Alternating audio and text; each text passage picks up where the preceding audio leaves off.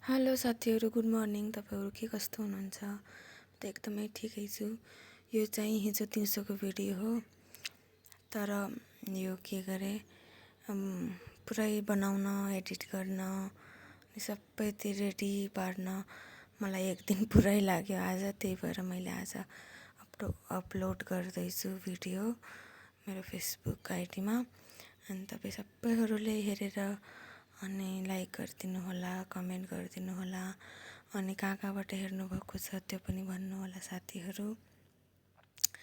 अनि म भिडियो बनाउन भयो, एडिट गर्न केही जान्दैन, भर्खर सिक्न लाग्छु। अनि भर्खर सिक्न लाग्छु साथीहरू। अनि केही मिस्टेक भएको भए पनि तपाईँहरूले भन्नु होला कमेन्टमा, यस्तो यस्तो भन्छ भनेर। साथीहरू, हामी सबैजना सिक्दैछौँ। म त मलाई त झनै केही पनि आउन्न। अनि हामी सानो सानो क्रिएटरहरू मतलब युट्युबरहरू बन्दैछौँ। मलाई बोल्न आउन्न है साथीहरू। म के भन्न चाहन्छु भनेपछि अब हामी सानो क्रिएटरहरूले नै एकअर्कालाई सपोर्ट गरेपछि अनि हामी अरू गर्न पनि के सक्छौँ र केही गर्न सक्दैनौँ। तर हामी आफ्नो मोबाइलमा आएको भिडियोहरूलाई अनि लाइक, सेयर अनि कमेन्ट गर्न सक्छौँ प्रभु सबैजनाले, हैन साथीहरू, गर्न सक्छौँ। अनि यसै गरी त हामी अगाडि बढ्ने हो। हामी एकैचोटि ठुलो युट्युबर या भिडियो क्रिएटर हामी बन्न सक्दैनौँ। अनि हामी सबैले एकअर्कालाई अनि हेल्प गरेर अनि एकअर्काको भिडियोलाई लाइक गरेर सेयर गरेर नै हामी अगाडि बढ्नेछौँ। सानोबाट नै ठुलो हुने हो साथीहरू। हामी आफ्नो मोबाइलमा आएको सबैजनाको भिडियो, मेरो मात्रै नभएर सबैको, अनि जतिजना पनि तपाईँको मोबाइलमा भिडियो आउँछ जतिजनाको सबैको भिडियोहरूलाई एउटा लाइक, एउटा सेयर र एउटा कमेन्ट अवश्य गरौँ साथीहरू। अनि यस्तै गरी हामी अगाडि बढ्ने, हामी एकैचोटि अगाडि बढ्दैनौँ। अनि यो ठुलो क्रिएटरहरू पनि एकैचोटि अगाडि बढेका होइनन्।